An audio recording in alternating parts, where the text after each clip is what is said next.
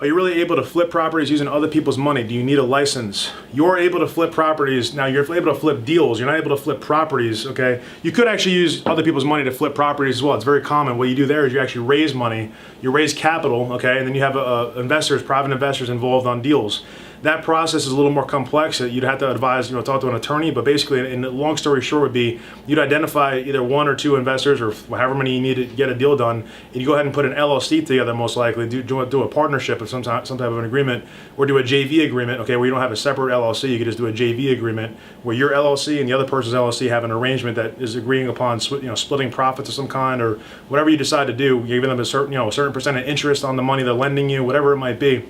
And then you go ahead and find a deal, put it under contract, and basically now your investors are going to close on that deal with you. So you're responsible for identifying the deal, negotiating the deal, putting it under contract, and essentially you're making a decision to bring in an investor to help you fund the deal. And so that's exactly what we do as wholesalers. However, the strategy is a little bit different because we're not participating in the property rehab. We're actually just walking away from the deal, which actually, I know you didn't ask this question, whoever that was that asked that question, but here's another question we get is it possible to rehab properties with no previous experience? Is it possible to rehab properties with no money?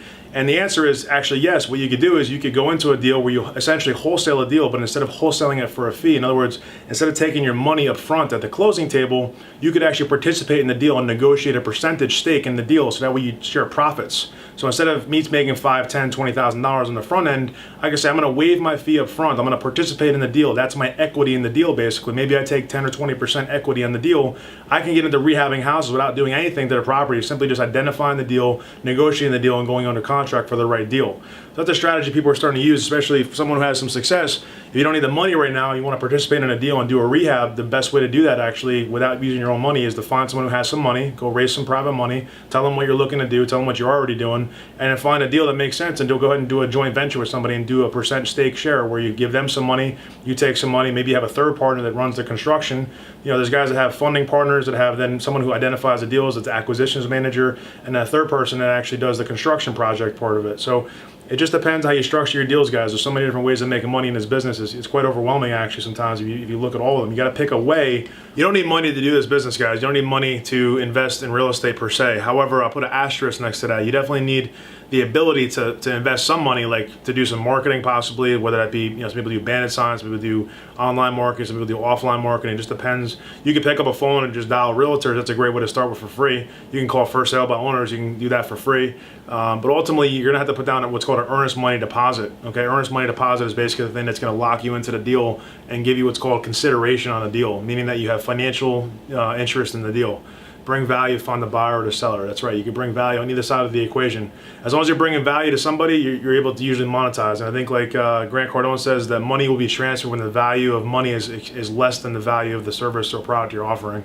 Or in other words, if you offer something of value that's more valuable to the person that you're offering it to than the money they're giving you, they're going to be willing to buy it from you, and that's where you can become a salesperson. So if you have something to offer, well, in this case we're talking about deals or we're talking about potential investors, that's worth more money than the money that the person is going to be giving you to bring that person. So example, we often bring investors to other people's deals, and we we use certain contracts and put certain things in place to protect ourselves. But when we do that scenario, we're actually essentially cutting into the profits of the other investor. But the fact of the matter is the value we're bringing is greater than the money they're giving us to bring the other investor to the deal. So we're able to put the deal together, get the deal closed. Obviously our experience helps out. People trust our reputation, our credibility. We've done, like I said, over 50 deals.